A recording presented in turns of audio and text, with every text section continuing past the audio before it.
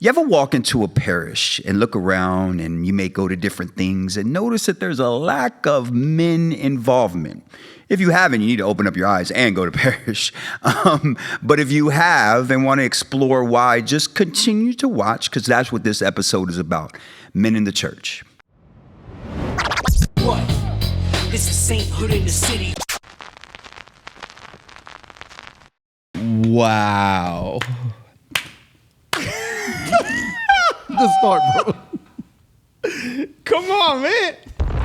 Yeah, what's going on, good, y'all? Welcome back. We here, Sainthood in the City podcast. Representing the real. I'm going to keep doing it. I don't care. Hey, y'all. What's going on? My name is Brandon Morrell, also known as The Symbol. And I am Bishop Joseph Espaillat, the Episcopal Vicar of the Boogie Down Bronx. And I'm representing right now for Cardinal Hayes High School. My boys out there, shout out to the city and state champions in football. That's why I'm wearing the Cardinal red threes with the bucket hat. Represented the Cardinal Hayes and all my people from the Bronx. Yeah. We got that LL hat going on. You know what I'm saying? The lip sheen. The lip sheen? What is that? Because we're in the Sheen Center? What does that mean? What? Like, come on, man. Yo, what it do? I'm still Get some here, chapstick, y'all, homie. and I'm going to keep saying it. I'm still here. Unfortunately. You know It's what? Henry. I'm gonna choose to treat you with You love. said I'm still here, but you didn't say your name, bro. Yeah, how about you say your name? Henry, all right, Henry Virgil. But I'm gonna choose to respond to you with love because you're one of God's special children. Wow. And so go ahead. Wow. You know what? I appreciate the love. Nobody likes you, Henry. My name is Alex Gote, Dr. G, and today's topic is men in the church. Men in the church. Yeah, so... Do we have any? Yes, and before we get started, sorry, we're referring to not so much as the hierarchy, vocations, we're talking about just men. Or even the priesthood. Not the priesthood, thank you. Just in general, men involved in the church. And I was sitting with this, like how to get started, so forth. For me, men in the church is a big thing, being a convert and so forth. It was something that was always preached about. You need community and environment for men to feel safe and all the different stuff. I became Catholic mainly because of what it is that we teach. So I want to go over the orthodoxy, and then we'll talk about the orthopraxis. We did this in a different episode. Right. What we believe, and then that's the orthodoxy, true belief, doctrine, so forth. Right. But orthopraxy and how it is that gets worked out. So real quick, let's start with what has been revealed. The scriptures, Proverbs, where there's no guidance, a nation falls, but in abundance of counselors, there's safety. So you need peoples. You need peoples around you to vibe off of, so forth. Also, do not forsake your friend or the friend of your parent. Do not go to the house of your kindred, so your family, in the day of your calamity, so when you got drama. Better is a neighbor, check this out, better is a neighbor who is nearby than kindred who are far away. Ooh. In other words, family is actually your kindred. Your kindred should be closer than your family sometimes. Proverbs 18:24, a true friend sticks closer. True friend sticks closer than one's nearest kin. Because kin, you have to. Right. Friendship, you choose to. Yeah. Right. So, it keeps going. And I love this. I got this from 1 Samuel, my boy David and Jonathan's relationship. 1 Samuel 1:26. I want you to sit with this when you think about it's something we don't talk about a lot, friendship, and the importance of it. And this is Old Testament. 1 Samuel 1:26. We look at David, a man after God's own heart. He says this, Jonathan died, which was Saul's son, right? Correct, right? Mm-hmm. Yes. 1 Samuel 1:26, he says, I am distressed for you, my brother Jonathan. Very pleasant have you been to me.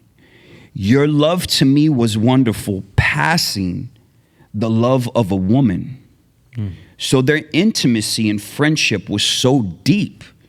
It's more than a woman. I want you to think about that for a second. We tend to hypersexualize intimacy. Everything, unfortunately. Because he's talking about, true friendship is being intimate, being vulnerable, so forth. And we're going to get to like literally Genesis 1, 2, 3, Their nakedness is their ability to be vulnerable in front of each other. Right. You know? And this is Christ's words. Fast forward to the New Testament. Christ, I don't think we talk about the friendship that Christ had enough. With the apostles. That's literally where I was going with this. He is about to go to die and be resurrected on the cross, John 17. And so some of his last words that he wanted to give to his apostles, you know, it's important. And check out what he says.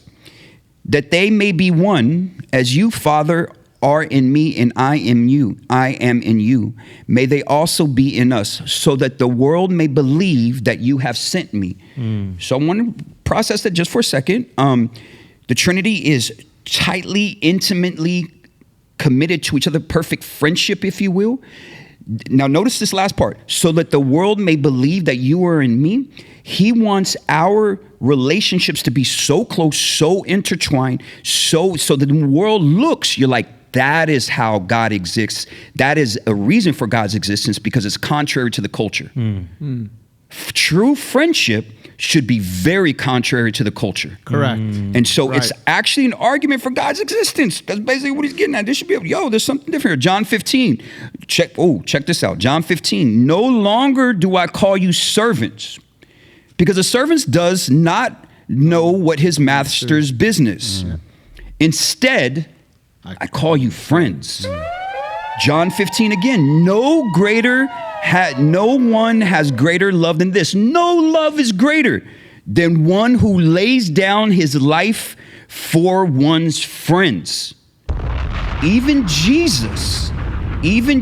Now, real quick, there's levels to friendships. This is Aristotle and so forth. And even Jesus, I've heard one of the biggest miracles that somebody said this, one of the biggest miracles that Jesus did was having friendships in his 30s.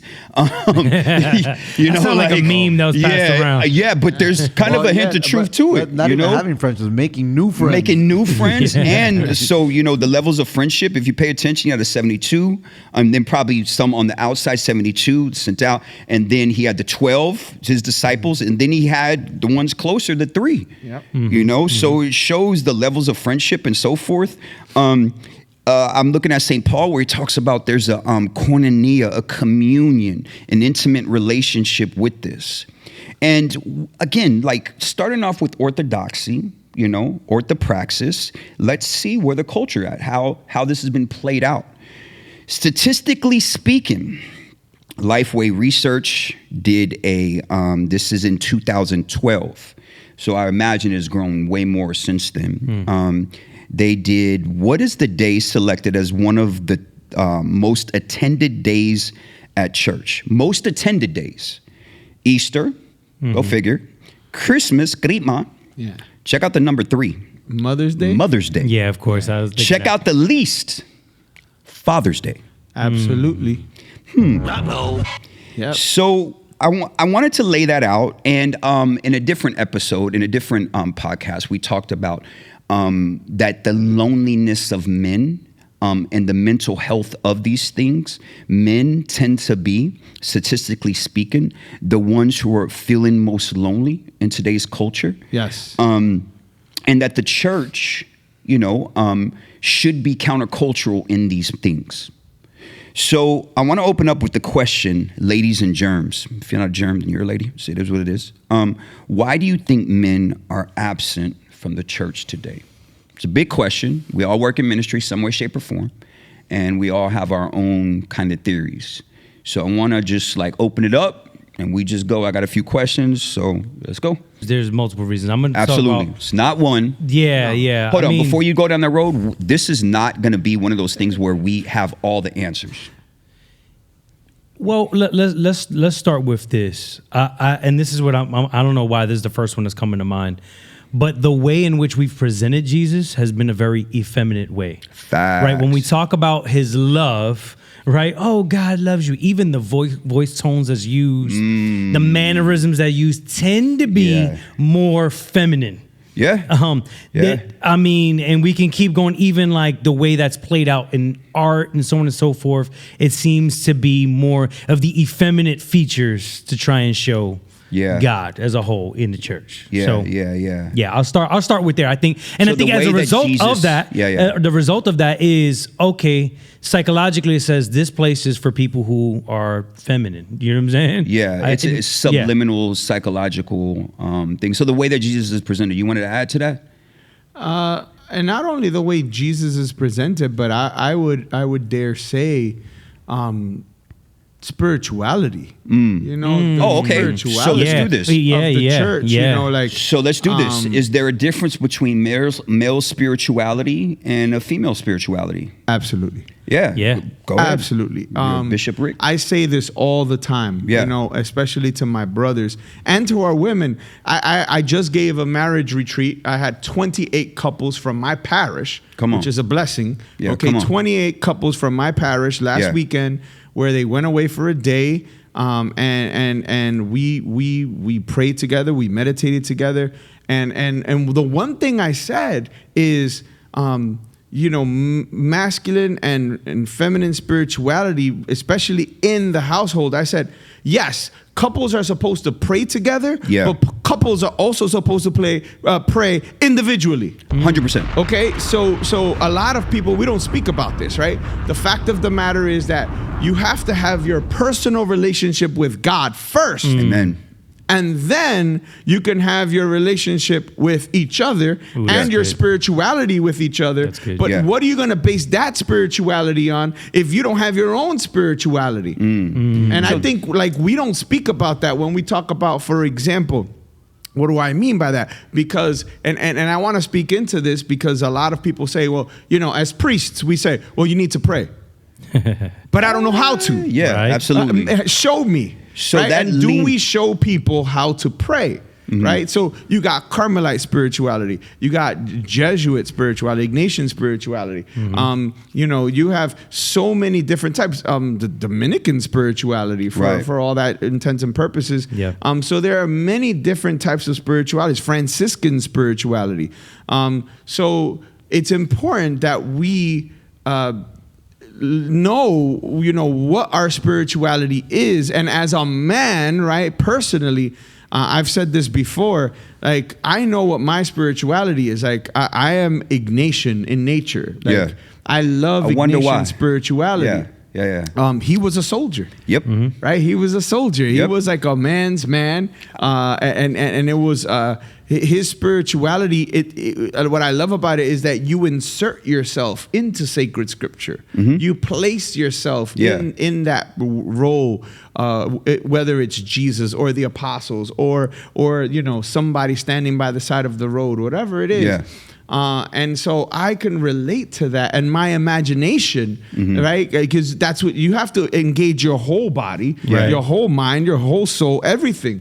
My imagination, like I can smell, I can hear, I can see what's going on in that biblical scene, if you will. Can that help somebody? Because has anybody ever done that with a movie? Like watch a movie, be like, yo, that's me. Or you ever be with your friend and be like, yo, that's you. Like, but now he's saying like doing that with the scriptures and doing that in all that, like, and we do that making naturally when we integrate with like music, 100%. Art, movies. Yeah, that's my favorite spirituality. And I don't think, unfortunately, we do a good job. Especially just on Sundays, we do a very poor job. But we don't do a good job like speaking about our own spirituality. Facts. You know, and I'm speaking as a bishop, I'm speaking as a priest. Like, we're kind of afraid, right? But when you preach, you have to be vulnerable. Well, could it be, and you know, and this is like, let's keep going down this road, let's keep exploring this. Again, this is the reason why we're having this episode, is whenever you walk into an average parish and you look at people who are involved, which gender do they tend to be? Prayer groups. So and that was gonna be my answer to the question, right? And like your original question on why men. I think two reasons, in my opinion. Number one, we don't do a good job building community. Right, we're going to talk about that. Men need community. Me as a man, I need a community to hold me up when I need it. and vice versa. Like you may need support from me, right? So like that's one, right? And it's funny, we were talking about it last night after dinner. Yeah. Like we are a tribal species. If you go back into time, if you go back into ancient times, even before like the evidence, if you will, of language, we were tribal. We would stay together, hunter gatherers. Like we would stay together, and we would have our own roles. Right? But we would stay together, and even then. So in the secondary piece, right, that I wanted to get at is even then, even before language existed, men naturally in that tribe, leaders naturally came out of those tribes, right? And so we're not providing that space because, for example, we're letting the viejitas be in charge, right? In the average parish, little old ladies. We're letting and so like it's twofold, right? It's partially our fault as men, and partially, our women. Sorry, Bishop, like the women and the church, right? So like it's not just one. It's not and the church. Say hierarchy. Well, the hierarchy. Thank you, because we are the church. We are the church. Okay, yes, thank you. Good catch. All right. So like I don't think it's just one section or one person's fault. If you, I think it's the collective.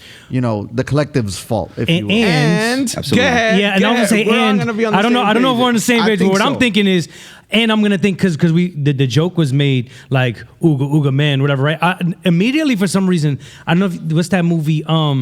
It's like the cave people. It's a little cartoon movie that came out, and they've done like 2 or 3 of them now, and basically like when they show the father, he's basically dumb.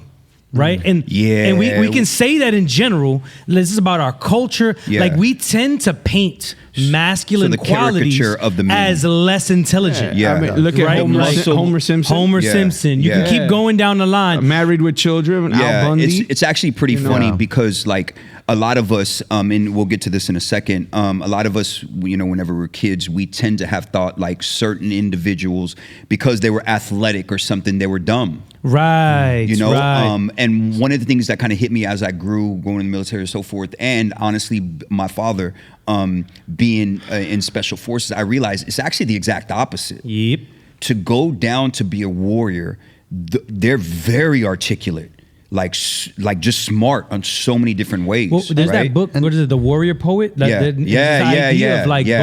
you need to be able to intelligent enough to articulate and do those things, but then also the physical. Who's that? Oh my gosh, the psychologist that we like so much. Yeah. Where he says a dangerous man is somebody who's able to articulate verbiage, use the words to explain where they're at, how they're feeling, and so forth, and to challenge. That's a thing. I cannot think of Dr. something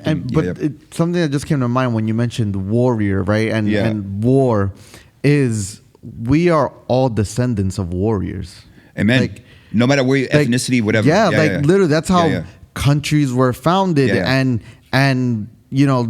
started is by independence. How did they get their independence? By war. That's how we've all come. And so it's funny because it's embedded in our DNA, right? That warrior spirit, that warrior. And so, for example, in the church, we've basically taken that out. Like, 100%. So for example, like there are people even in the church that are uncomfortable with the terminology of the spiritual warfare. Of the church. The church. No, the language that the war. church Just uses. because we're not physically going to war doesn't mean that we are not at war. Literally, there's a book of spiritual warfare. The church militant. Right. The church triumphant. What did they win? Right.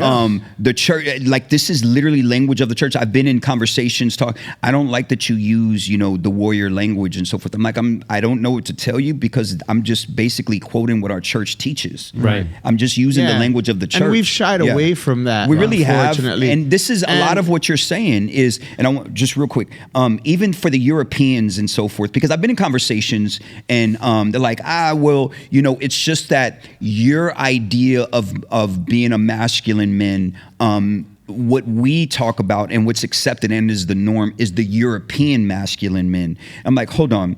If we go to Europe, there were some warriors in Europe. Yeah. Like, let's be real. Where, like, you think they went into different countries and just like, hey, how you doing? How you doing? No, there were some gonna take warriors. over here now. All right, just letting you know. To leave. Like, Brandon is a descendant of Napoleon, bro. Come on. You know what I'm saying? Like, hey, yo. Nah, that's messed up. I'll give you that. Yeah. No, but he was the man though. No, yeah, and he was the his sarcophagus is like this, but I'm just saying. No, he was a warrior, and I remember he was French. Yeah. But I would even go. I mean, and this was something we were talking about. Forth. There was this thing that was, and we're talking about. Let's talk about the larger context of the church, because if I'm not mistaken, that study also that you quoted is not only in the Catholic Church. It's talking about churches Protestant in church general. Also, all churches. Yeah, all churches. There tends to be the least attended day is Father's Day, right? But one of the arguments also is, and I heard this a while back, and I was like, I need to like write this down and keep it all the time. Is we present faith, we present spirituality, we present this as a coping mechanism as opposed to a war strategy. 100%. Oh, that's funny. So, and I would even go as far as to say, and then I'll say this because for those of you that don't know, my wife is a convert to the faith, right? She was raised in, she was adopted as a kid, and it was a Muslim household. And I remember having a conversation. This is Nation of Islam. Muslim, I was literally about to go there. So I'm gonna make sure I explain that too also. Yep. I was having a conversation with one of somebody that's close and connected and to the family. Red Pill community. And one of the issues that he had, the reason why he converted to the Nation of Islam, right, African American male, was because he saw that they were taking a stand and doing something active in the community. That was what attracted to. And when he said that, I was like, He was like, yeah, my family went to church. I grew up in a Christian church, blah, blah, blah. He goes, but I didn't see this, like, we needed to do something. We needed to take a stand and fight. And I didn't see church people doing that. That's what made him, that's what inspired him to take that route. Yeah, and I think also to kind of build off of that, not only the Nation of Islam, they appealed to this idea of, manhood, in a war moving forward. Also the Red Pill community. Yeah. They talk about making dudes first. And again, we've talked about this in different episodes. There are hints of truth found outside the walls. Right. And you see that there's this need that men want to belong. Yes. Mm-hmm. That, and we've talked, literally we were walking down the street last night, but before we go down there, one of my favorite books of all time is written by a Protestant dude, and I give it to my sons to read, young men through the years and so forth. It's called Wild at Heart by John Eldridge. And he lands at 3 points. And I remember reading this years ago as a Protestant, and every once in a while I read it. He makes a good point, and I'm being honest with you. I resonate a lot. He says that as a young man, when you're a child, there's 3 things that implicitly, even if you didn't have the language for it, you knew that this is what you wanted to do. The first one is a battle to fight. Men need a mission, a purpose. Why is it that we work? Why is it we need to prove themselves? Think about team sports. Yep. Think about, just kind of go down the list in that train of thought. Men want to, can I do this? Can I there's something, I want to do this at all costs. So I'm just gonna pause because I want to make a quick point. Something that just came up. So, like we have the mental health episode, right? And I think a big proponent, right? Because one of the statistics that you actually mentioned, you had led to Denise, is that males are the gender that lead in suicide, right? And then beyond there, there's a more specific demographic. But here's the crazy thing. I just connected the dots, right? This is definitely a reason, is that we're not even physically active. And as men, we 100%. need that. And it's if we're funny gonna do body of because- the temple, body's a temple. Yeah, and it's funny because there was a study that was released, and maybe I'll find it or I'll remember it, so I can give you the link. But like exercise in men is 1.25 times more effective in dealing with anxiety and depression than therapy. Yeah, no, I have young men. I mean, there's memes like that online, and I don't agree with this. There's and memes we're not that talking say about like the muscle head. I want to make sure we're not talking about that toxic masculinity. Well, I've used this argument a lot of times. I was like, okay, if we're the body of Christ, right? Yeah. How much do you understand your own body? Mm. And so if you haven't trained and moved your body, How do you expect you've been lazy? Personally, our church, our body looks lazy. And let's build. You've been unhealthy. Our body looks unhealthy. Let's build off of that. 1 Corinthians, I believe it was. Dang it, I always mess it up. It was one of the other 6. It was 19, correct? The body's a temple. 9 to 10. 9 to 10. Okay, sorry. 9 to 10 No, you're good. talks about the body as a temple. Okay, so let's take this. Temples have to weather the storms. Temples have to be upkept, and temples have to be modernized. Yeah. Because what happens if you don't, I need to redo it and make sure, the weather changes and so forth, right? Yeah. If the body's a temple, why doesn't this logic apply? Because what we're talking about is the physical movement of challenging and so forth, in this case, working out, all the different stuff. And I'm gonna be honest with you, whenever we talk about theology of the body, I've never heard this, even from the men who are giving the talk on theology of the body. It just usually has to do only with the sex act, not the sex of the male person, I have not heard where it's like, hey man, you need to work out. I have guys who come to me and they're battling certain things, young men. The last question I ask is like, bro, when was the last time you worked out?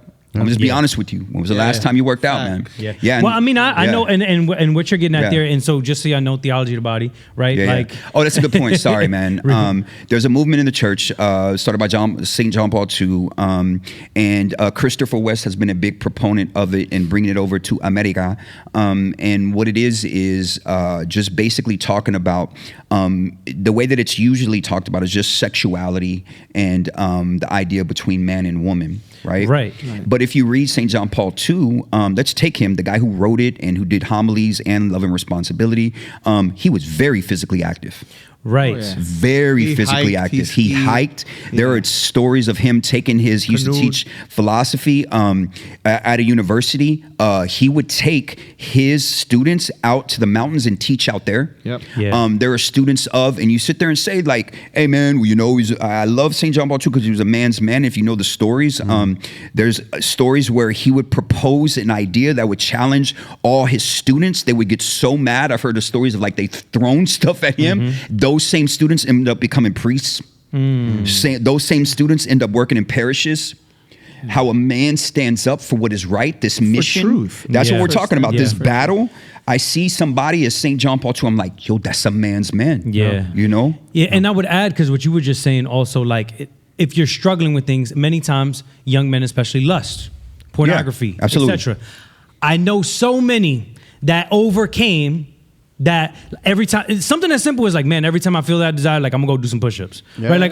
Like, being able to have some type of system like that is a direct, like, applicable way of you combating that. So let's just real quick, and then we'll move on. Let's talk about the pornography, so forth. Say we're not saying. I want to make sure I say that you do this, that'll do this. What we're saying is that is one of the tools that you can use added on to all the other stuff that the church from the Life Team apps and so forth that you should look down and so forth. It's just one of the tools that we don't see explored in our sexual being male and female and so forth. Can we backtrack for a second? Please.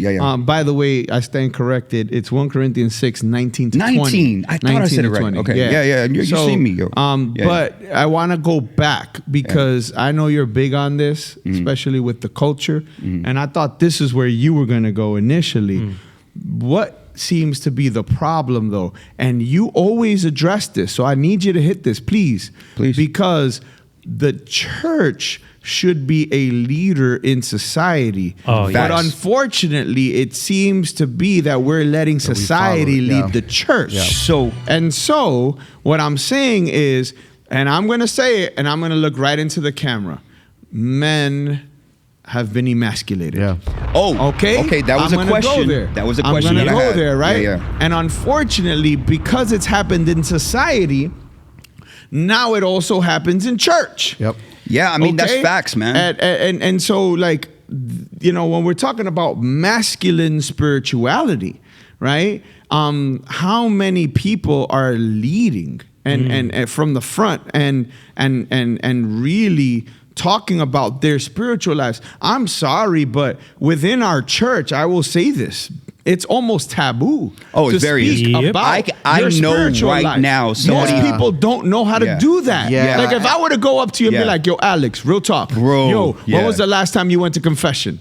Yeah. You know, last week. I know. Did you see what I'm saying? If you would have asked me, real Last talk, week. Bishop, Yeah. when was the last time you Yeah. went? You know, real talk. When was the last time you did Liturgy of the Hours? You know what I'm saying? Real talk. Yo, Henry, when was the last time you prayed the Rosary? Well, you know what I'm people saying? Morning. Like, but unfortunately, like, why is it that I really believe, as a bishop, as a priest, that, and I can say this, I'm gonna say it, it's almost taboo to speak to your brother priests about their spiritual lives. Because that's my personal life. Don't you dare. What do you mean? Accountability. Like, we should be able to say, yo, Henry, could we pray the Liturgy of the Hours together? Yo, facts. Hey, could we just open up sacred scripture right now and lean in on a passage? So I don't see that happening. So all right, so hold up, because yes. And I think it's a broader thing of like just challenging people in general. If you pay attention to what he said, like JP2 challenged them, and because there was a bar set up, they then rose and went above that, right? Yeah. So, right? Yeah. You could say this, and I was thinking about this when you said what you said, Henry, a little while ago, because the point was men need a battle to fight, right? Right. That's the first point. That's exactly what I was about to say. I would also add that like we also have this sort of superficial battle, and now I'm not against video games, right? By far. But what if the only thing is this virtual thing, and I'm not, then I don't know how to even take part. And I think there's other like cultural ramifications around all of that we're just not being challenged. We're afraid to be challenged. You know how many times I've gotten in trouble just be like, hey, look, that's wrong. There's people that I've served with, and I got to be like, oh, okay, this person's been a catechist for years. This person, and I'm like, actually, no. Like one of the ones that like happens all the time is like, all God asks for is 1 hour on Sundays. No, he doesn't. No. He asks for your entire life. Yeah, for real, man. He doesn't ask for 1 hour on Sunday. Yeah. So stop telling the kids that. And we don't challenge anybody. We just that's what I mean by, and I think it's a coping mechanism, not a battle strategy. And to add on that, like just because we're talking specifically about men need to be challenged. That's literally what he's getting at. We're so afraid to challenge one another. Like we're so afraid, and it's funny because like what came to my mind is and especially physically challenged, right? And so what came to my mind is one of my brothers. He belongs to a men's group, a Catholic men's group, and he invited me to like quite literally a fundraising event that they had, and it was a pig roast. Yeah, that's what's up. 80 men, 80 dudes. Were in this one dude's house. And they were just there, and the crazy part is that like his house? Is that definitely like, not gonna be your house? Is that they were all over? They were in his house in his backyard, because it's 80 people. Yeah. But the thing is, right? How did they get to such a strong and large community of men? So part of it is not just like they will get together and like roast a pig and just like literally be men together, but a large number of them, and I know you'll appreciate this, they actually roll. They do BJJ together. Yeah, no, I was going to go there. So it's they are literally physically challenging one another and like pushing each other to their limits. Yeah, no, and I want to make sure, because I know that there's a big movement. I've seen it over the last, I would say, 4 or so years, a big movement of Catholic men doing BJJ. Why it is I'm about to speak about this is crazy to me. I've been doing this sport 23 years, and I remember nobody even knew about it. It was taboo. Like it was just you dudes choking each other out, and and back in those days, it was rough. Like it was really rough. So the reason why I'm saying that, I saw a kind of caricature on social media was like, and it was literally Catholic, and they were just talking about, for male spirituality, they need to do BJJ. No, I can authentically say, bro, I've been doing this mad years before this is caught on. So that aspect of it. The other aspect of it is just challenging each other physically. Yes. So this can be football. This can be a number of different things. Yeah, it's just an example. If you ever gone to the gym with somebody, you get a couple extra reps because somebody's with you. And to that bike ride. The homies do bike riding and so forth. You know what I'm saying? Shout out to SAP site. And to that point, right? How many of the few men's group that are out there, how many of them physically challenge one another? So what I'm getting at, and I'm gonna be honest with you, man. I'm one of those dudes. It's just how God is me. I played team sports all my life. Still do BJJ for 20 years. Yeah, like I'm just when it comes to like sports or something, I want to win. I'm just gonna be honest with you. I want to win, bro. You know, I wish sometimes my fellow training partners remember I'm like 20 years older than them, punks. You know, but in saying that, what we're getting at is this idea of just competitiveness physically, right? Whatever that may be. That may be a lot of different things, and I don't want to reduce it only to that, right? I think one of the things that I love about you guys through the years is the not just the physical aspect, but more specifically the idea aspect in growing in our faith, right? There's times like I have a theological something and I'm like, yo, I was sitting with this, boom. You will build off of it. And I'm like, oh, okay, cool. Or you think about it like this, boom. And then like you see what I'm saying? Yeah. To where it's a spiritual growth, right? Of just what we're praying about, what we're praying through and so forth, right? So in saying that, we see that John Eldredge is talking about, we all want a battle to fight. Yeah. You know? And actually, right, don't go too far. No, Benedict XVI, he says that like Christianity is the greatest adventure. Hold up. Right? Hold up. Let me go to the second one. Second point. All right. Every young man wants an adventure to live. There you go. Check this out. Men have a spiritual longing for adventure with all its dangers and wildness. Yeah. This can mean listening and following the Christian faith. Yes. So how do we present our faith as an adventure? You know, adventures are stories. Absolutely. Adventures draw you in. Yep. This is why we watch movies, Marvel, go down the list. These are things that because, okay, the question was, and again, we're not saying we have a answer. I mean, we're not saying we have the answer. We're saying we have some answers and so forth. What we're talking about is how Jesus is presented and how the church, you know, how men want these things. And in the end, like, you know, this is one of the reasons why. And just to speak into that, right? Think about it, right? We think about the early apostles, right? We think about Peter, James, John, right? We think about Andrew. We think about the fishermen, right? So James and John are on the side of the sea, and all of a sudden Jesus says, "Hey, you know what? Lower your nets. You know, come with me. Follow me. An adventure, right?" And guess what? It's like, yo, we good? Yo, check it out. And yo, pops, we out. You know, but Jesus gave them an adventure. They didn't know what was going to happen. And they were already in their vocation, their non-sacramental vocation. They were already fishermen, and they still were longing for it. And they didn't understand the fullness of it. They had no idea. Yeah. They didn't fully buy in. Go to Peter. Right. He's a perfect example, our first pope. He didn't fully buy in per se, but there was something in it that was like, hey, this is going to be something. Yeah. And in turn, just because you mentioned video games, so my mind is going there. Yeah. Like, if you are a man and you're like, what are you talking about? Like, I don't care about doing adventure. Like, that's also something that like we need to work on, right? Because like you're mentioning, men naturally want to be adventurous. Well, I'm going off the book. But if we're just like playing video games all day or just on our phones, like, where are you living out your calling really as a man? Absolutely. Like, and then that's where we get into like these mental health issues, because we as men were made for this. More. We were made for this. This is literally our ancestors, like their blood is just like speaking to us. You said that. Let's go down this road. And it's funny because like even me sometimes like I will fall down that path. Like I told you, I just started doing BJJ, right? And I'll be honest, like for me, I have like can't wait to choke you. I have like 2 weeks doing it, not even like crazy. 3 weeks. Okay. But anyway, like in the beginning, I won't lie, I was hesitant. I was like, nah, I don't know. But like I did it. I got over that initial fear. Yeah. And I did it. And then here's the crazy part is that I did it with the same dude that I'm talking about, like his men's group. But he seems super dope, by the way. So I'm getting a couple things out of that, right? I'm getting that community, that sense of belonging. Yeah. And then we're pushing each other. And then also I am seeking more adventure because I'm like, yo, I actually like this. Oh, yeah. And then it's like you want more of it. Oh, yeah. But again, like you need to push yourself. You need to be fearless and get over that initial hurdle, whatever that is that's holding you back.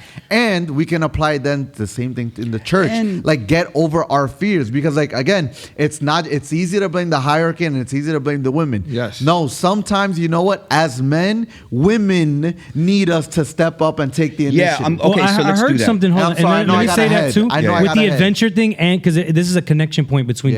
I heard that there's a so when a man think about when a man stands up, right? And I remember even hearing this as kids, like stand up. Put some bass in your voice, poke your chest out like this. That's how there's I a was sense of taught dominance, as a right? kid. Yeah. So there's also a thing of like when I'm standing face to face with another man, like there's a potential threat. Brotherhood is built side by side, right? So now you're not a threat to me. We're now a threat to the world outside of us by us working side by side together. Yeah, so that's an insecurity that the world has to deal with.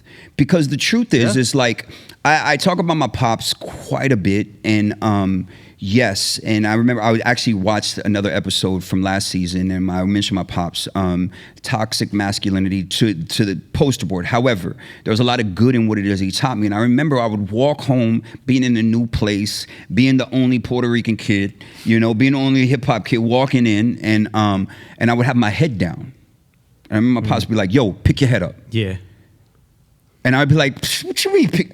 I understand what, and it's funny. He was a young man also, and he didn't have the words to explain this to me. All he would say is like, "Yo, man, pick your head up, put your chest out, like walk with some, like hold yourself to a dignity and pride, some dignity." Right. What he's saying is like, "Yo," and I remember I'm like, "Pops, yo, you tripping, bro?" Like it's literally how I'm talking about. "Yo, you tripping? What's going on with you?" He's like, "No. You're a representative of me. You, Alex Gote." Literally, my name is Alex Gote, same name. And he would be like, "Yo, you got to understand, this is how we hold ourselves as men. We have to poke our chest out and so forth." Now, I understand for some ladies, not all by far, some of our ladies, this is like a lot. And I want to make sure we make the distinction between toxic masculinity and being masculine. Yes. Good distinction. Toxic masculinity leans into one aspect of what it means to be a man. In this case, the physical part. Right. Like, oh my gosh, and take abuse women, abuse relationships. That is not what we're talking about. What we're talking about is having a healthy. Diddy here. Just saying. Hey, yo, I gotta shout him out. You know what I'm saying? Come on now. Wow. So I mean, it's true though. Am I right or wrong? Nah, real talk, bro. Come on. But what we're talking about is this idea of the physical aspect of just doing something physical with other dudes, right? Like that can be a walk. Just something where it's just getting your body moving, making it harder and so forth. All right. Hike, whatever. I've realized that through the years, hiking. I actually love that stuff. So forth. But the other part to that is, whenever it comes to like ideas, and just learning and so forth, I have found that most men, like learning. Yeah. Most men like solving problems and so forth, right? Yes. So it kind of leads to the last part, and then we can like keep going down exploring can these. We pause the ladies. I want to talk about the ladies. So pause there because I think also like a toxic masculinity is a cultural term that's thrown around, right? Very much. But there's also like, and I understand in order for us to like identify it is like, okay, so the one name that the culture has seemed to like flock to. But one of the things that's kind of dangerous, even about the term itself, is it almost makes you think everything masculine is toxic, and that's right? kind of what we were going down when you were mentioned earlier. Right. So we start exactly. So we think like, oh, he has a deep, and I think I've said this on another episode. Yeah, do it. I've been doing youth ministry, and I've been with like a middle school boy. Like his voice is getting deeper, and like he's freaking out because he's like, man, people are gonna judge me because it's seen as a negative thing in the culture. Yeah, anything masculine. I have been in conversations where, I tend to have when God, did certain things with voice, the bass part. He was like, yo, I'm gonna just keep giving you more. You too. He gave us a lot of bass in our voice, and I have seen where it's unintentional, but addressed in one. You know, you come across aggressive. Well, what is it? I'm holding, because it just basically comes down because I'm a man and the way I look and so forth, right? But the other aspect of that, you mentioned earlier about the soft tone and voice. Yeah. We have made that unintentionally. I want to make sure I keep saying this. It was not intentional, but we have made that soft voice synonymous with holiness. And what I've seen through the years is good men, as they've grown, start to talk and be. And I'm like, yo, man, for real, we just had a conversation, homie. You feel me? And again, it's a subliminal psychological thing, right? And I'm not saying every soft voice. I want to make sure I say that. One part. Yeah. That's not what we're talking about. What we're talking about is, and one of the questions I had in this was, do you feel that the church is copying culture and how it is that we treat men? And you actually went down this road. Yes, I did. Yeah. And just, I don't want, you want to finish your thought? No. I mean, again, I'm talking about the term also because, you know, I understand it is, and it helps us to identify that's what people were thinking of. Yeah. But actually, masculinity in and of itself isn't toxic. By far. Right? In the same way we can't say femininity in itself is toxic. Right. And people will go crazy if you threw around the term toxic femininity. Right? Oh, yeah. So there are men who have chosen to use their masculine qualities to abuse their power. Now 100%. That's toxic. That's that behavior very is toxic. toxic. That thought process is toxic. And wrong and sinful. Right, exactly. Yeah. But the masculine nature of it in and of itself is not. And to add to that and go back to the apostles again, I want to take it back there again. Let's do it. Right? Because these men, they walked around with Jesus. And I've been thinking and praying a lot about this lately, if you can tell, right? I have an issue, and I'm sorry, but I am going to voice it, and I am going to say it. St. Paul did not stand behind a pulpit when he preached in Greece.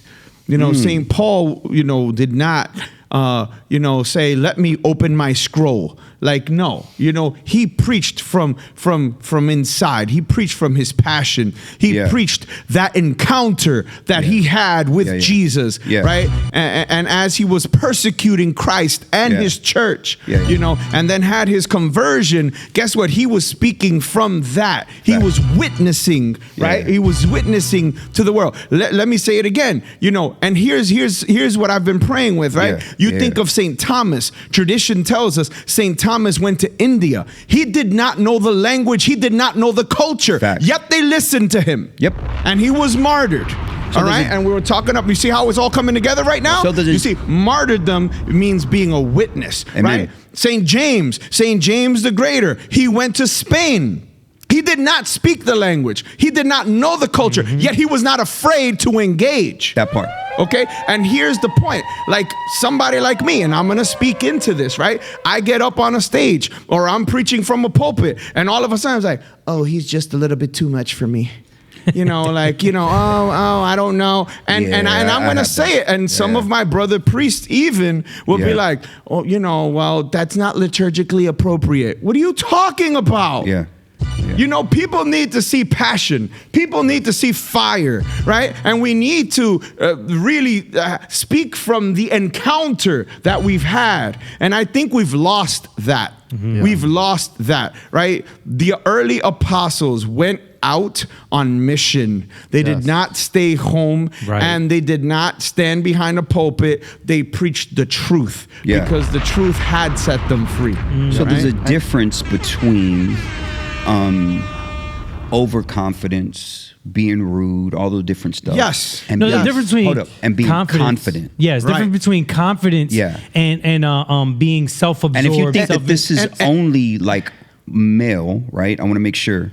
because what we're talking about is something that was said and you're like, oh snap, like in this case, like he's too much. Well, okay, I want you to something. I want you to see, and this is one of the reasons why whenever I get a chance to talk about Our Lady, I talk about her strength, and I don't think we talk about that enough. Yes. Right. She makes this little comment, and I wish people would sit with this, and I think for me as a convert, like as soon as I heard it, I was, whoa, I never sat with it. She says, all generations will call me blessed. Now let's take this. She's a 13-year-old Hebrew, 14-year-old little girl. She says, all generations will call me blessed. All. Now, like, if we're gonna take that, that's a little bit much. Yes. I'm just gonna be real. Yeah. Like that's a lot, bro. Yeah. That's a lot. But we use Our Lady as the perfect example for womanhood and so forth, right? Mary steps. But Yeah. and Say that yes. part. Say it. Mary steps on the snake. Yes, You know what I'm exactly. saying? Again, I'm going to go back to the concept of battle strategy, right? Like, She doesn't just like, we're gonna get she and you know what? steps on the which snake. makes me think even also like, okay, there was some type of roughness. They even think of like, Actually, man, it's a being 7-headed pregnant. dragon when you read it. Right, exactly. yeah. But The being Nahash. pregnant and traveling Yeah. a long distance, like there's a certain level of strength. And I 100%. think of like a lot of the women, and like in our communities. Yeah, so okay, this is a good segue into before we keep going. So, yes, go we ahead. are not excluding our women. Our women, we're the first, and I've heard you countless times. I know myself. We're the first to literally point out all the dudes ran away from our Lord. It was the women who stayed, except for that's John. actually what I'm gonna get into. There have been women who constantly through the years, and in this case, we're talking about the lady who's been holding it up. That's exactly what I was keep about it to 100. say. And I'm And- tired yeah, of us. 100. I'm tired of us putting it on the ladies. Like, Yeah. This is a they call shouldn't for be our the men. ones. They shouldn't be the only Yeah. ones at parent teacher We conference. love They our shouldn't be the ladies. only ones. We're not telling you to communicating go. with the We're coach. telling you to Go ahead, stay. let's go. and They let's shouldn't be keep- the only let's keep ones at the building. doctor appointment. Let's go. They shouldn't be the only ones. do nah, they yourself shouldn't. like Yeah. Come on, there you go. Nah, I bro. got you. And Nah, that's again, real. like the women have been stepping it up. Yeah. And I We have appreciate dropped what they've the been ball. doing. It just hit me. We have dropped the ball no different than Adam dropped the ball. Whoa! That just hit me. Yep. So Drop the bomb. so if you go to Original Sin, if you pay attention, the 7-headed dragon, the Nahash, the Hebrew word is when you go to the Book of Revelation, it's used in Genesis. It's also used in the Book of Revelation. It's called Nahash. It's a 7-headed dragon. So the 7-headed dragon standing over Eve, and Original Sin happens. And if you pay attention to the word, and it says she turned to Adam. In other words, Adam was there. Yep. There are some theologians who propose, what was supposed to happen was he was supposed to stand up and die for his queen, and he didn't. And what if he did? Then he could have had the tree of life right there, so he would have been resurrected. I've heard theologians, what they do is they say that because Jesus is the new Adam, just as much as Christ died for his church, his bride, Adam was supposed to die for his bride, He Eve. needed to chop the head off. Yeah, absolutely. He was supposed to, and he didn't battle do the to job. fight. And that's where it is that we're at right now, man. And you know what it is? I Men think haven't been stepping up, bro. Facts. to Yeah. sum it, right? Like a lot of what we've been talking about, the pendulum has swung too far in the opposite direction now. Yes. Like even You gotta call it out. Like, and I don't think, and I love where this conversation went. I don't think we give Mary the credit that she deserves for her strength. Read my book. Like That's literally all it's about. I'll It's be about her honest. strength. Me as a father, right? Because I it's just who I am. Imagining my son walking with him as he's getting crucified Right. and humiliated, and he looks at me and I look at him, I would lose it. I would lose it. That's one of I the would reasons. fall apart at looking at my son, and he just looks at me with the gaze that Jesus gave Mary, and it makes me emotional because I'm literally picturing my son. Like, And Mary bro. was a part of salvation history. Absolutely. From the beginning. Yes. I think we just missed the And- beauty and the strength of Our Lady and women as a whole. And Yes. Mary Talk, I love using this example. We don't give our women enough credit for their strength. Yes. We tend to think that strength is only physical. Yes. What I've seen through the years, most real strong men are strong mentally To be honest, one of the good examples I love doing, I'm like, yo, if you a dude over here, in the crowd, please put your hands in the air if you want to carry a baby for 9 months and have a C-section. Nobody, unless you're being weird, and they're probably joking. Nobody puts their hand up, and you know what's crazy? That's embedded. Yeah. In the beauty of women. Yeah. It's embedded. And they would do it again. My wife, I use this. My wife, I'm being honest. I wouldn't do this. My wife, with my first son, C-section, everything. Same. She did not want any medicine. You know why? Because she was going to be nursing my son. And she didn't want the medicine to go to my son. Yep. And so she did not have any pain medicine. Me? Nah, bro. Yeah. You need to knock me out, I'd be like, bro. Man, hey, man, you missed a vein. Yeah. You know what I'm saying? Like, I'm trying to, no, bro, that jungle, because I seen it. I walked in. I've seen a seat. That looked like it hurt. All of this is out. And, like, that jungle, like, it hurt, bro. And then just to bring it back a little bit, right? Like, even, for example, you mentioned, like, that delicate voice, right? Like, it's funny because you mentioned that. And since then, I've been literally hearing from all the different people that I've heard where, and not to say that they're wrong, but their immediate go-to is like, oh, God is gentle. God is a gentleman. And it's like, yes. So first, yes. And Jesus, right? Jesus was a warrior. Amen. And because when they say that, they usually use that picture, that painting with the doorknob. And I'm going to be real with you. Right. God ain't wait. He kicked the door down for me. Yeah. Like, he didn't wait for me to open up. Right? He kicked the door down and came in and got me from it. Yeah. Like, and we've talked about this before, Alex. Like, even when you go back to the original scripture, right? He rips through time. Rips through time. In the Greek, when you read it. Even sometimes to put us together, guess what? He has to break us. Yes. He has to break us to put us together, to put our hearts back together when our hearts are broken. And so, and even like with me, you know what? Sometimes God is overwhelming. Yeah. And it takes me a while to process it. And you know what? That's okay because God is overwhelming. And we call God all powerful for a reason. Yeah. Yeah, absolutely. Where's the power? Yeah, I just think we tapping into that power. I think you hit the nail on the head. I just think that, like, because of the culture and all the different stuff, because of toxic masculinity, right? And just in the culture, what has happened is the pendulum has swung way back over here. And to where, like, the example that Brandon was given was like, yo, you got middle school dudes scared of just, that's sad, man, of just talking. And like, hey, it's okay to have a deep voice, bro. You good. Like, it's okay, man. And it's sad because, if we're going to really keep going down with this is, this young man and so forth, where's he getting identity from if he's already having problems with that? Like the father and so forth. Is the father affirming and so forth? And again, like, this is no shots or whatever. This is reality, So the challenging aspect of all of this, and we don't want to do with the beauty of our ladies, and more specifically, the first follower of Jesus per se is Mary, So in his book, Wild at Heart, he talks about it's a battle to fight. So we kind of talked about that spiritual warfare, all the different stuff. This is real, bro. This is real. A venture to live this life of Christianity. Bro, you want to talk about adventure, man? Like, I know, especially we live in a world as men, you want to go to college, you want to do this, get this job, 2.5 kids. My job, my life is what you call. There is a deep adventure in just saying, hey, guy, you know what? Hey, my life is yours. Wherever it is you want me to go, I'll go. Whatever it is you want me to do, I'll do. Amen. I'm totally yours.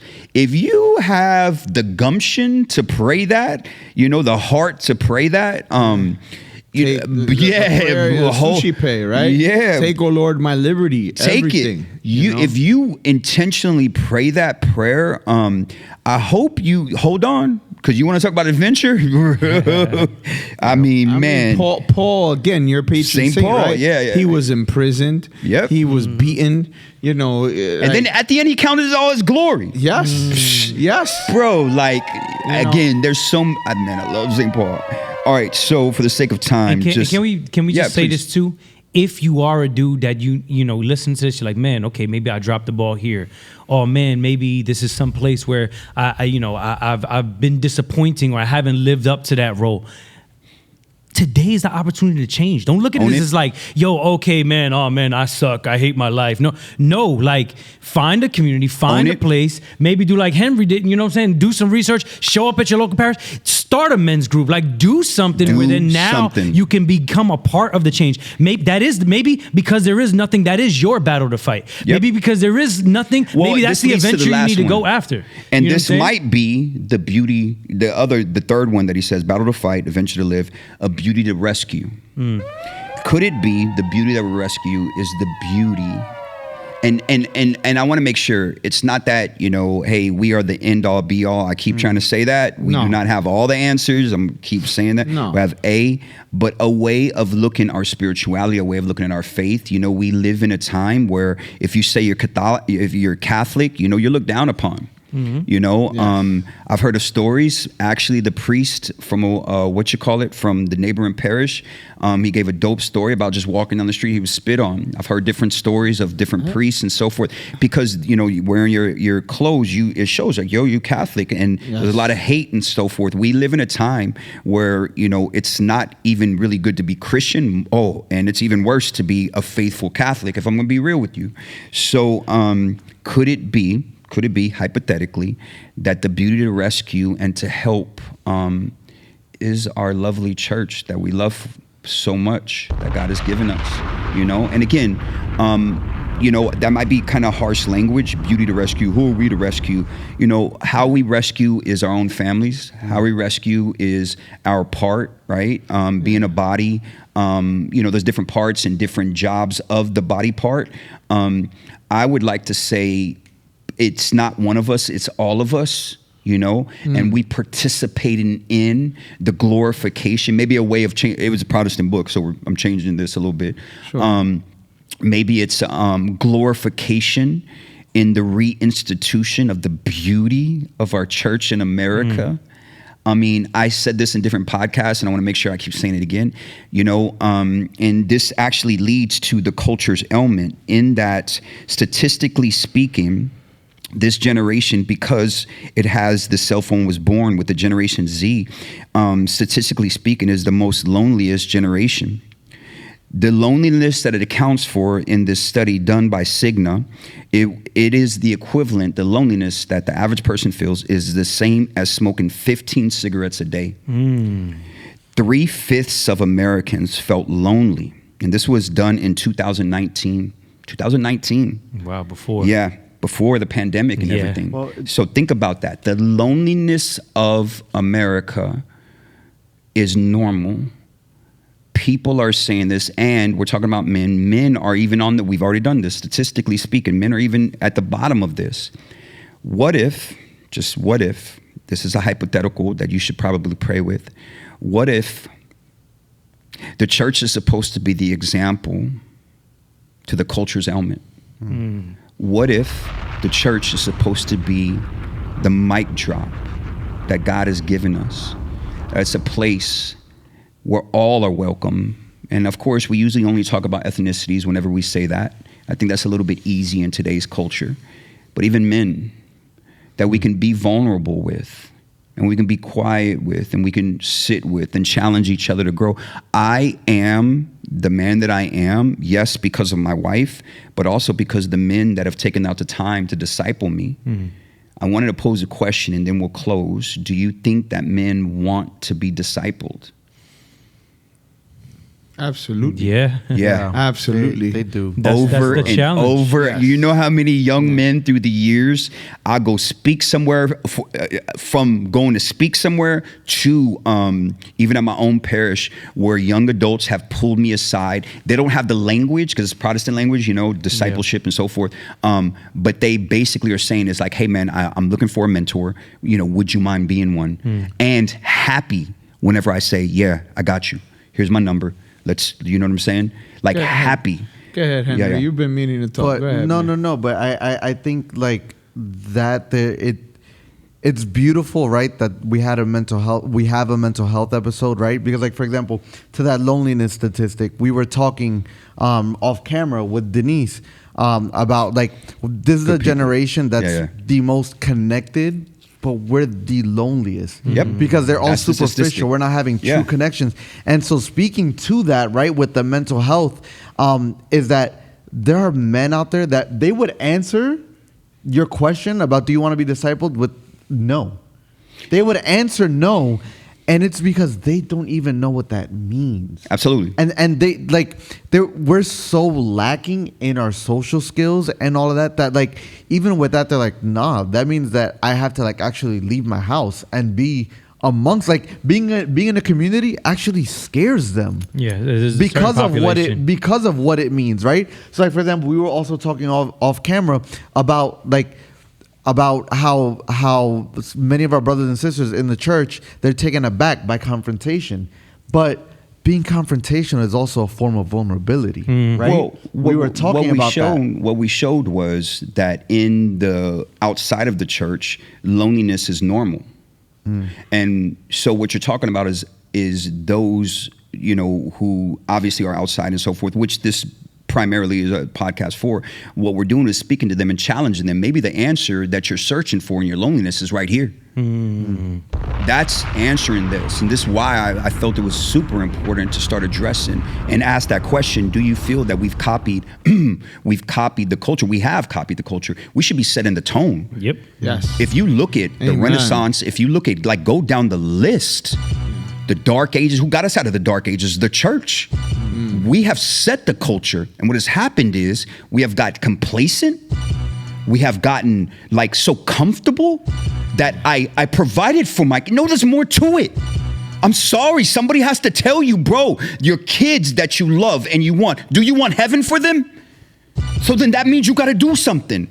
And does that mean after pulling a 12-hour shift and so forth, instead of going home and popping a beer or doing and watching sports, that means you got to go talk to your son and your daughter? Yes.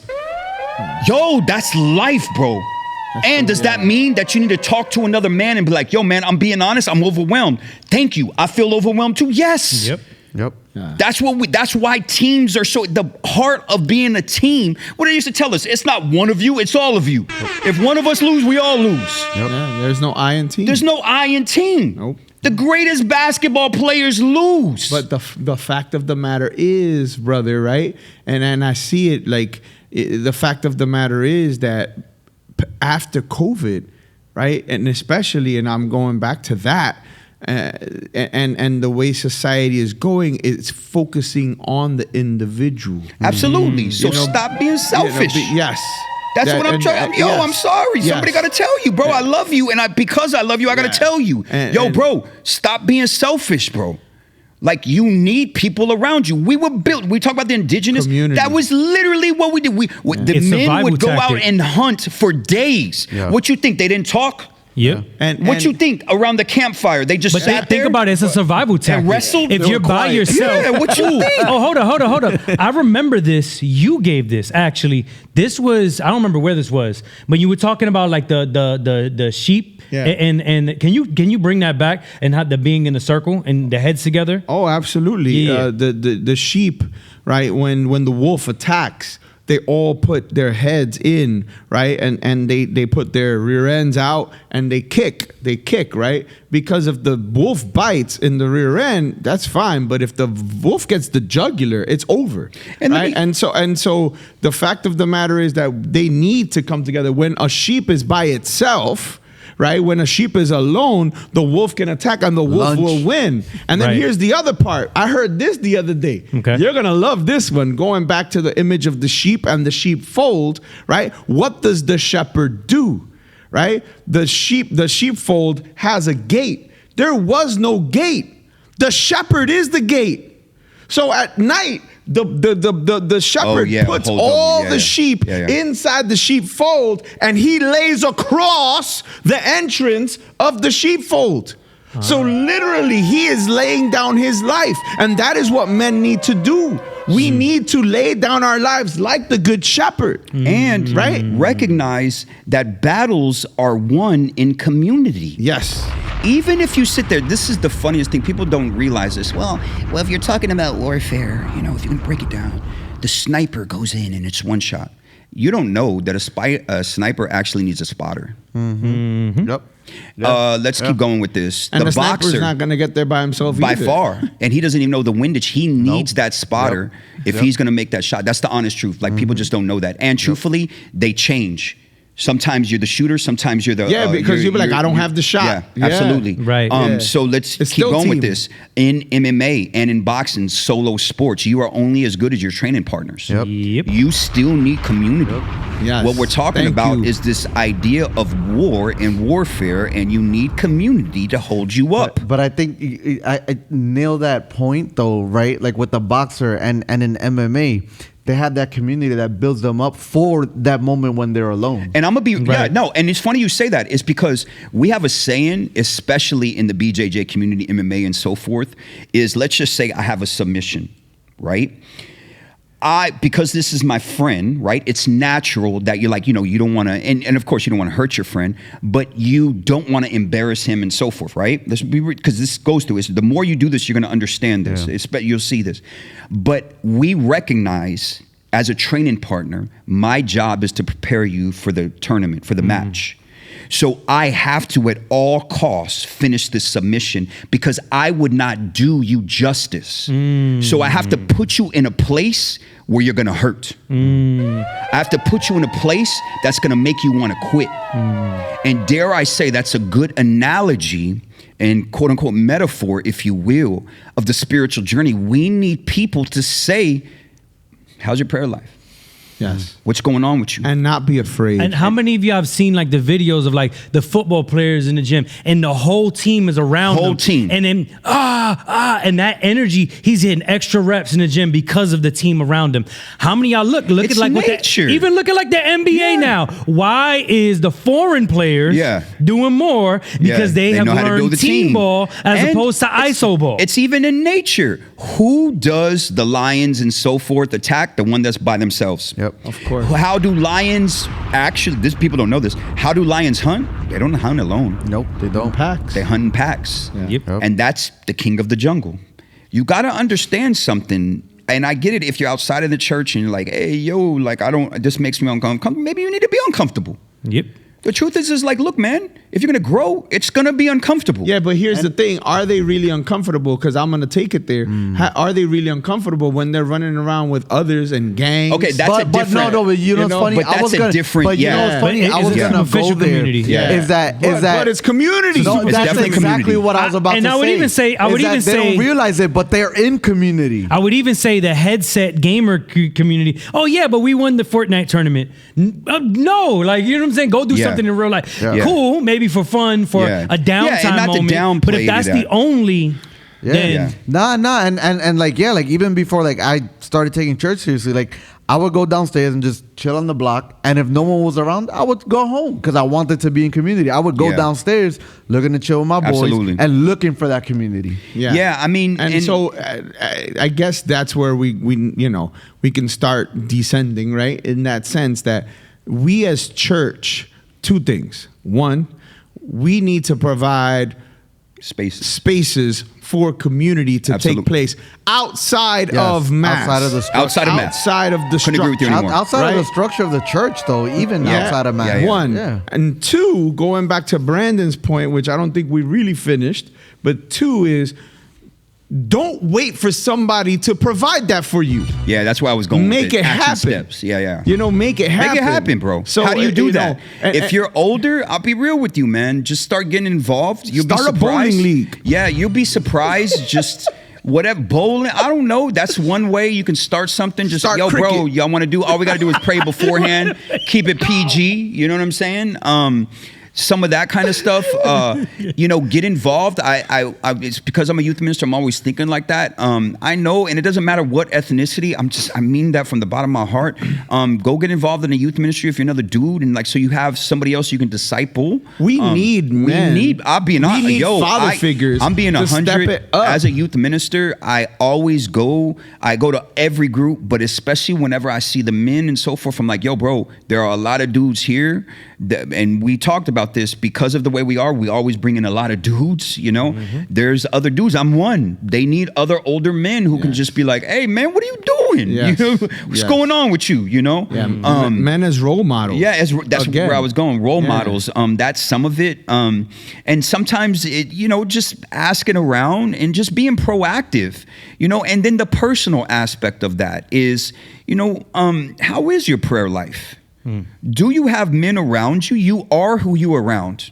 I'm sorry. That's an old additive and a proverb per se. And, from Aristotle, birds of a feather flock together.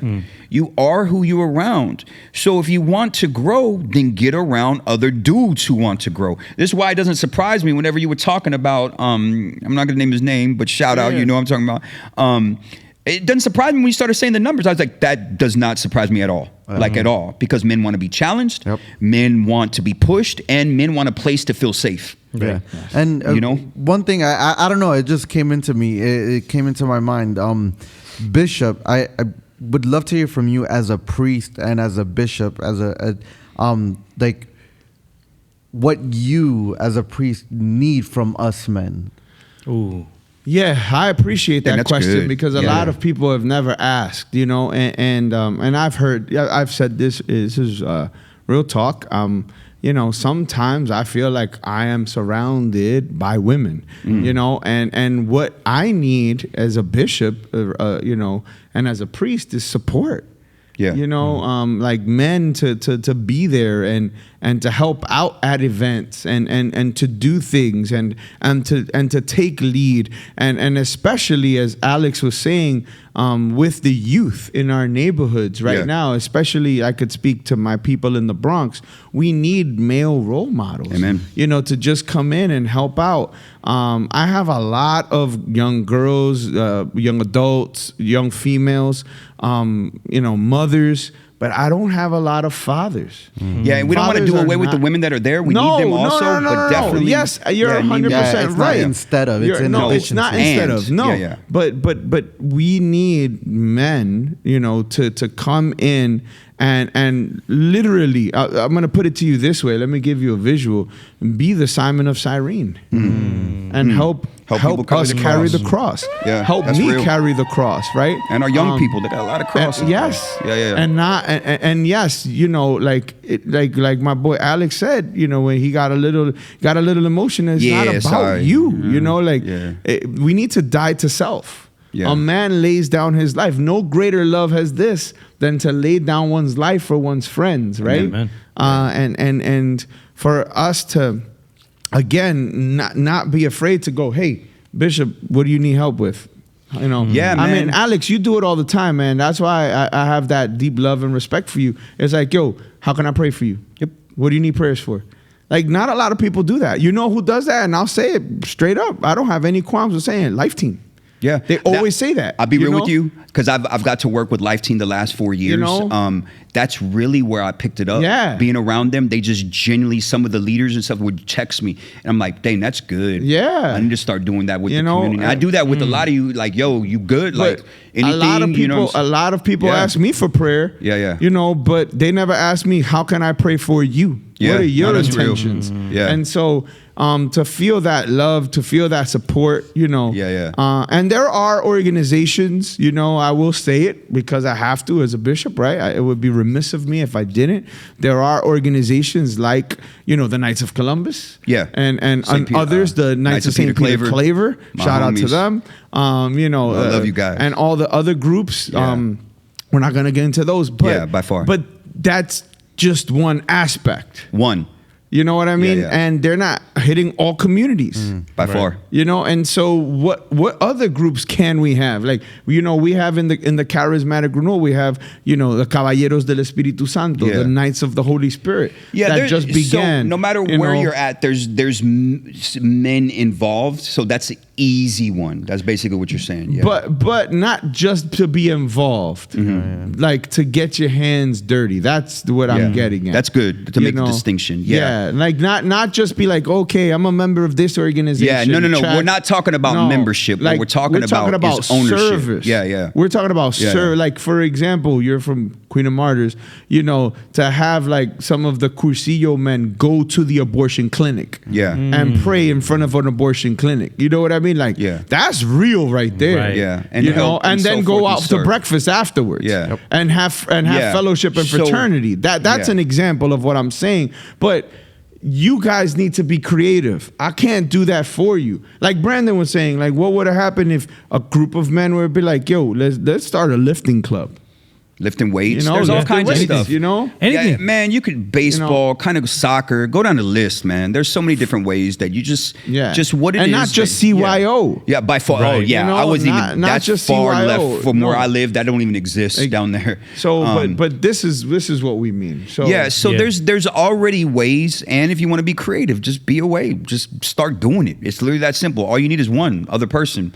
And before you know it, it'll catch on, and you have no idea. And all it is starting with prayer. So even like I was even thinking like, man, watch a boxing match together, a UFC event, whatever. But just make it, you know, hey, before you start, pray and, you know, talk through things and so forth, you know, keep your mind on Jesus and so forth, but make sure that this event is for the glorification of God, whatever it may be. Do all things. So there's a numbers of ways, and this could be the task at hand and the battle to fight and all the different things that we named.